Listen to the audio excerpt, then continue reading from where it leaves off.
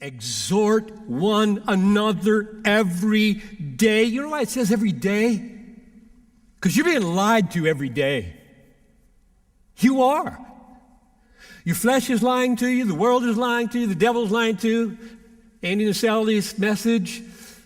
You got, through social media and all advertising, all TV programs, all movies, they all lie. All of them lie. I'd like to give examples right now, but they're all lying to you.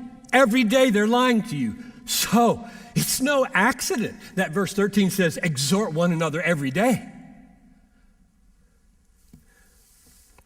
So when I said, you have a small group that meets every 2 weeks, that's fine. Just use email and be on the phone a lot.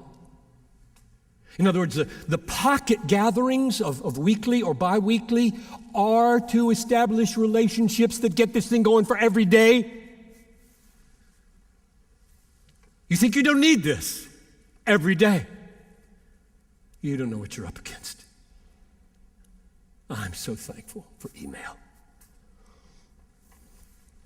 and people that love my soul and have the courage to tell me things. This is your calling. This is your calling as a Christian. Doesn't matter what occupation or vocation you do, this is your calling. Christian friendships exist for this, namely to say things that keep each other believing. Small groups exist for this, to say things that keep each other believing. Christian counseling exists for this, to say things that keep each other believing. Church planting teams, oh, how crucial in Afghanistan or wherever. Church planting teams exist for this, keep each other believing. Christian marriage and parenting exists for this. Keep her believing. Yes, wives, keep him believing. Whatever you have to say, whatever you have to do, it is clear, is it not, what we need to say? If the essence of deceit, sin, hardness, unbelief, falling away, eternal destruction, if the essence of the deceit is God is less to be desired than blank, what are you going to say? He's better. He's better. Christ is better. His way is better. And 1,000 experiential and biblical ways of showing that he's better. That's what you're going to say, right? And if that's right, and Hebrews 11 illustrates it with, even the reproaches of Christ are better than the pleasures of Egypt. Chapter 11, verse 26. Even the reproaches of the Christ are greater wealth than the treasures of Egypt. If that's the positive things we're going to say, the negative is also true. You're going to die if you don't turn around. You're going to say, the pleasures of Egypt are fleeting.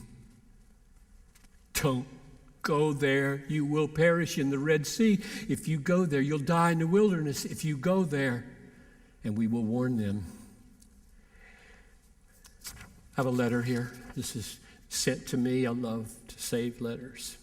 This is back when people wrote letters, 1992, handwritten by a young woman who was going here in the 80s, and she was living in fornication, and her conscience was bothering her, and she came to see me. We drew that out, and after a little while, I said to her, you know, don't you, that if you continue in this, you'll go to hell.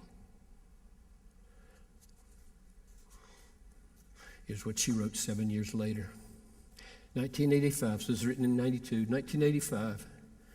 I wonder whether you remember a very much younger me sitting in your office and telling you I was afraid God would have to use a car accident or some other awful event to get my attention.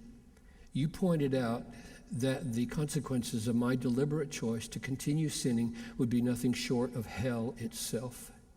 No one had ever before told me I was headed for hell. Missionary kid that I was, saved in quotes at age 6. It was a turning point in my life. And I have wanted to thank you and tell you that ever since. I assured Mom that a warning such as that in 1985 conversation made me feel the more loved after I heard what you really think of it in listening to your message. That you cared enough to tell me, a stranger at the time, means more than ever with the echo in my ears. Your compassion came through to me.